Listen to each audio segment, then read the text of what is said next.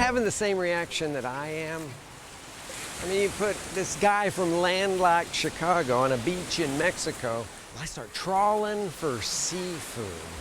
Nothing fancy, just that kind of simple, super fresh stuff that you get right on the shore. I need that ultimate catch, that perfect Mexican seafood dish that captures everything about a day at the beach.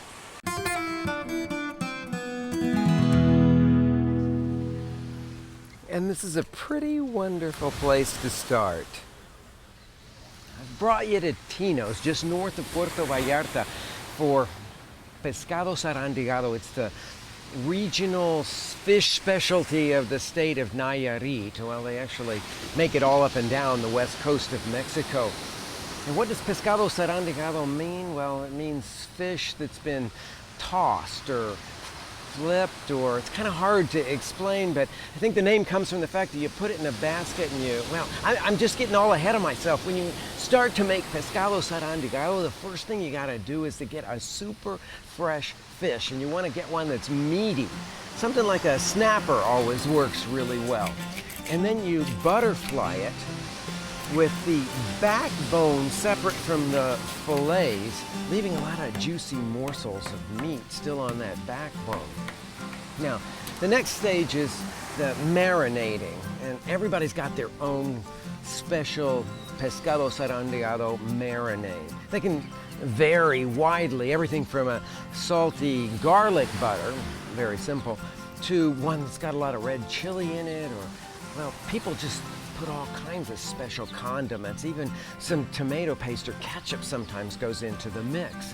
So you choose your marinade and then brush it heavily, generously, and put it into a hinged fish grilling basket. And cook it over wood coals. That's the thing that makes Pescado Zarandeado so perfect. Flipping it and basting it with butter until it's completely cooked through, but still super juicy.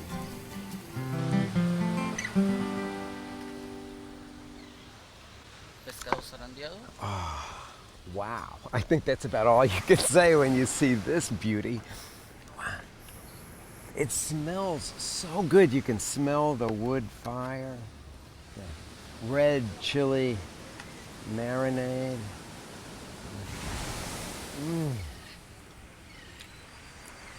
It's all there.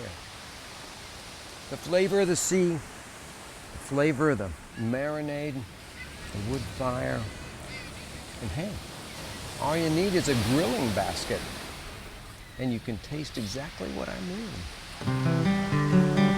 Well, a grilling basket and a really good marinade. By far, my favorite one is made from dried red chilies.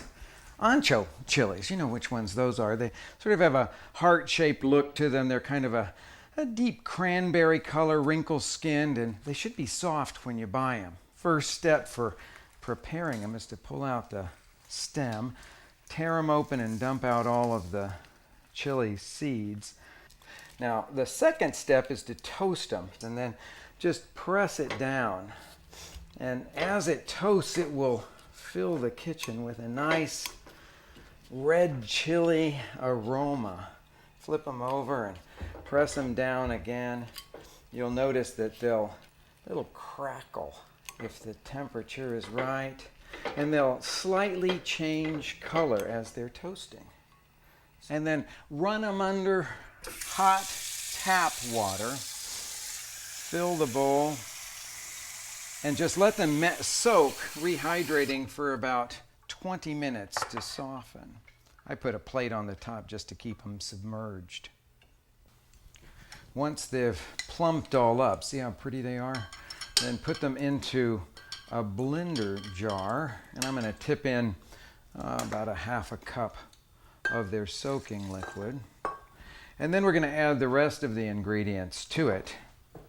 About a cupful of tomato sauce, about half of this can. And then I'm going to put about 3 tablespoons of soy sauce in here, and about 3 tablespoons of Worcestershire sauce, what they call salsa inglesa in Mexico. A couple cloves of garlic, and blend it until it's a smooth puree.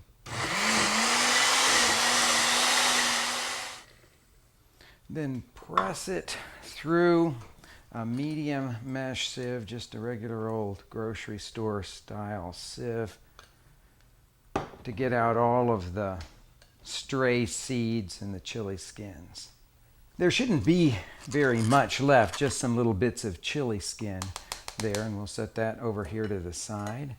And now we've got to season the marinade. You season this pretty highly. Take a couple of teaspoons of salt in there. Stir that around. And now we're ready to tackle this fish. Now we've got our fish filleted exactly like the chef at Tino's did. I'm going to sprinkle it generously with some coarse sea salt and then baste it with the marinade.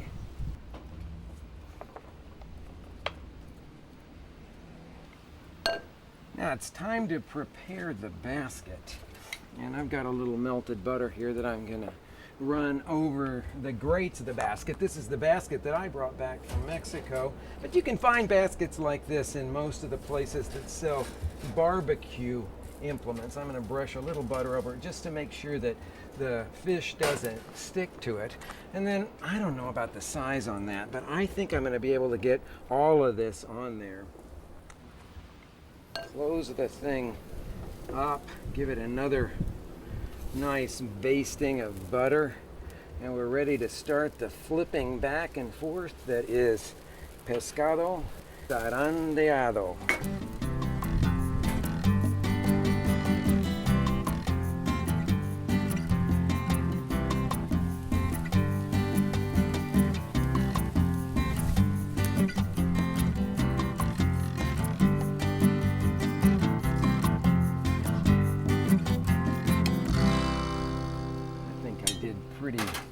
Pretty good there. A tuft of mint and some flat leaf parsley, some limes for everybody to squeeze on.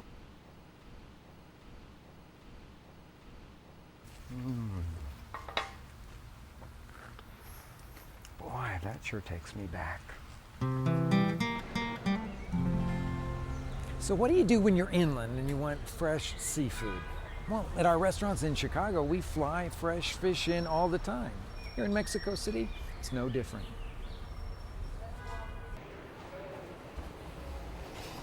This place just blows me away. It's owned by a young couple who moved here from Ensenada, Baja California. You know, just about an hour and a half into Mexico, south of San Diego.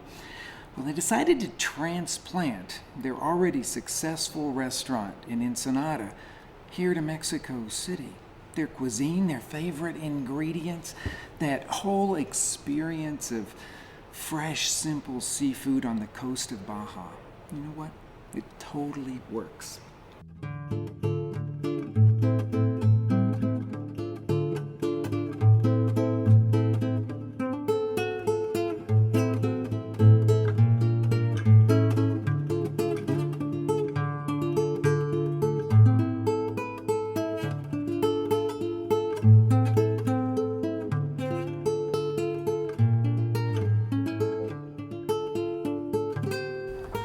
Just a riot of aromas, from this beautiful Sauvignon Blanc to all these fish preparations. Ooh, you can just, it's incredible. I mean, I don't know what's the most aromatic thing here, these baked oysters or this tiraditos. I think that's probably the most aromatic. It's beautiful fresh fish from Baja, but they cook it in a kind of Mexican fusion fashion. Now, tiraditos is just raw fish. Well, actually, this is some smoked marlin, the coal smoked marlin, that's been thin sliced, but you can do it with fresh raw fish. And then they put on top of it some serrano chilies and a little bit of ginger. That's what's making it so aromatic. a little drizzling of soy sauce and some olive oil that comes from Baja California too. Now, Baja is famous for its cultivated oysters. Now that's a raw one that was a classic mignonette sauce with some shallots and vinegar, and a little bit of cracked pepper to make it a little spicier than what you'd have if you had a mignonette in France. But I'll tell you, the most aromatic thing on this plate are the smoked oysters. Now, they do these in a special oven that they've created that goes over the top of the grill, just barely cooking, but they get kissed with smoke. And then when they come out of the oven, they put on a little bit of butter that's got tarragon. Oh my God, that's so good. Another thing that's so famous in Baja California is farm-raised abalone. I'd just order that plate to see those shells alone. They're so beautiful. Now, this is the hardest kind of food for a chef to get right. There's no fancy sauces, no tricks to get behind. I'd say they've got this one pretty much down to an art form. You know what we're working on here at Frontera Grill in Topolobampo is a new seafood program specializing in all kinds of raw bar things. Now, these are some beautiful fresh oysters here. They're all farm raised. We've got these Fanny Bays down here from British Columbia and the Hunter Points from the Hood Canal in Washington. Did you ever see how you shuck an oyster? I mean, because if you really want to get into the full experience, you got to buy the things like this and then shuck them yourself. And I've asked Cameo, one of our sous chefs here at Frontera Grill in Topolobampo, who is our resident oyster expert, to show us just about how you do that. So first of all, set it down on a towel, and then you're going to want to go in on the hinge end of it. You can see there where she's got that oyster knife. It's a really sturdy knife that's not very sharp, but she's going to go in on that hinge, that pointed end, and just pry it apart, holding it very firmly down. And then once you get it popped, pry it apart a little tiny bit, run your oyster knife along the top shell, and then release it completely, and then go in with that oyster knife and release it there on the bottom. Now, when it comes to the different kinds of condiments, it could be anything from some lemons and some bottled hot sauce to that mignonette sauce, the one that's got the white wine and the shallots and the cracked pepper in it. Well, cracked pepper if you like that extra spiciness. But we've kind of come up with our own take on mignonette here, and we started off by fresh squeezing some orange juice and some lime juice together. So you can see we're already taking this off in a very different direction. And we use proportions that are about half orange and half lime because I want it to be pretty tart, but I want that nice touch of sweetness that orange juice is going to give it. Now, we give it a little spice with these little habanero chilies. You got it, those very, very hot ones. But let me show you how we manage that heat. We cut the habanero in half and then just toss that half an habanero right into the juice. I've got another one over here that's already been soaking for about an hour, so I'm just going to get rid of the chili now and add to it a little tomatillo. This is the little green husk tomato. Tomatillo raw that I have chopped up. Just add a little bit of that in there. Some white onion, very finely chopped as well. I'm going to give it a tiny little bit of salt here because I need to balance that acidity with some salt there. Stir it up, and when that salt has dissolved in there, I'll just pour it into a little cup. Put some chopped cilantro on the top of it, and it's ready to nestle right into the ice here. Now, doesn't that look just stunning and beautiful? You know, we get these oysters that have all been farm raised because, you know, the very best seafood experience is always going to be from the very best source.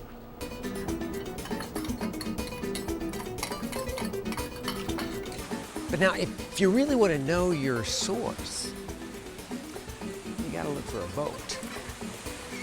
I don't mean one to go out on. I mean one that's just coming in.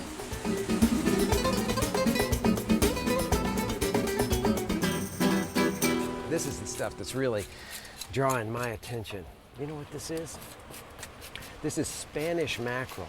We hardly ever see it inland because it just goes bad so fast. It gets that strong flavor, but when you get it straight out of the water like this, it's so sweet, so beautiful.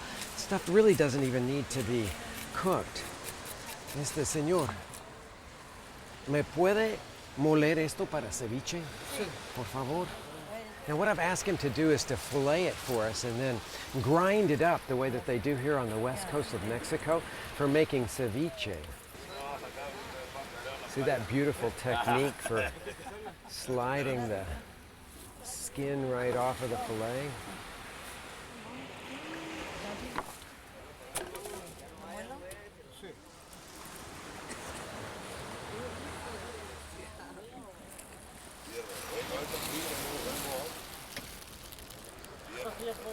Wow, it just smells like the sea, this beautiful, fresh Sierra Spanish mackerel passed through the meat grinder so that it's in small little pieces. I can squeeze a few limes over this, put a little salt and some cilantro, maybe some green chili chopped up, and I'm gonna have absolutely the best ceviche in the whole wide world. That's why I come to places like this.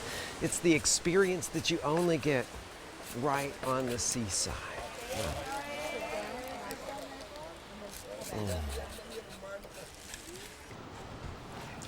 So what if you want that bracing, oceany, raw seafood experience any old weeknight? Well, we came up at our house with this really cool idea. First, I know this great fish market that brings in fish all the time, and I always check it out to make sure that it's really, really fresh. I always smell it if it's a fillet because it should smell like the ocean. This is a beautiful piece of halibut, and I'm gonna cut it into cubes. Now, my super flavorful marinade for an impromptu ceviche starts, of course, with fresh squeezed lime juice. And I always do that in my handy Mexican lime juicer. I'll need about a cup for a pound, a little over a pound of fish there. But I'm gonna make a mixture in the food processor first of a couple of cloves of garlic, a serrano. Well, this is a pretty big serrano, so I'm not gonna make it too hot. And I'm just gonna put those in there, turn that on, pulsing them until they're pretty finely chopped. Now I'm going to add to that a great big handful of cilantro, like about a cupful. Just tear it off the top of the bunch. It's a whole small bunch of them. Put that in and start the motor again. And drizzle in that cupful of lime juice, making a beautiful bright green marinade. Gonna add about a teaspoon of salt. And it's all done. Now I said, if you want that bracing, oceany, raw seafood experience, how do you have it? Well, you could have it pretty fast if you want to go the sort of Peruvian ceviche route. They love to serve ceviche down in South America, just stirred with a flavorful marinade like this and served right up. If that's a little too fresh for you, if you're not into the sashimi style of ceviche, then my suggestion is just cover it, put it in the refrigerator, and let it marinate for about 2 to 4 hours, depending on the size of your chunks. I like mine to stay about medium rare. I think it's just about ready. Pull a little piece of it out here. Yeah, it's still just the tiniest bit translucent in the middle. Delicious fresh halibut. I'm gonna tip off about half of the marinating liquid. I'm gonna use the rest of it for part of my dressing. That looks about right.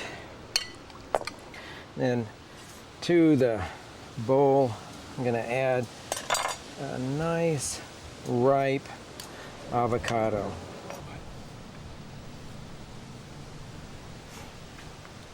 I like to score the avocado right against the tough skin with my knife, and then go in with a spoon and scoop it out. No fuss, no muss. Okay, that's coming together nicely. A spoonful of our delicious halibut ceviche flavored with cilantro and green chili and garlic. Take a little of the juice and drizzle it over the lettuce there. Wow. A few chopped green onions to go on that. Simple, right? Well, certainly it is, but it's still not that ultimate beachside fresh seafood experience that I'm looking for. Now, I've been dreaming about something that's even simpler. All it takes is a handful of shrimp, some glowing embers, and a bicycle.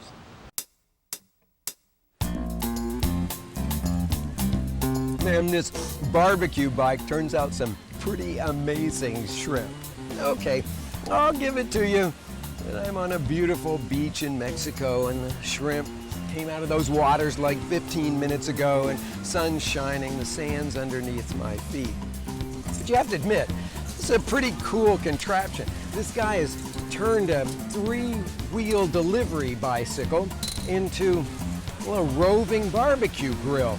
He's got a really cool trough here to hold the hardwood charcoal embers, a cutting board for preparation. He's got skewers that have just come off a tree, and he's whittled them down, skewered onto them some mackerel there.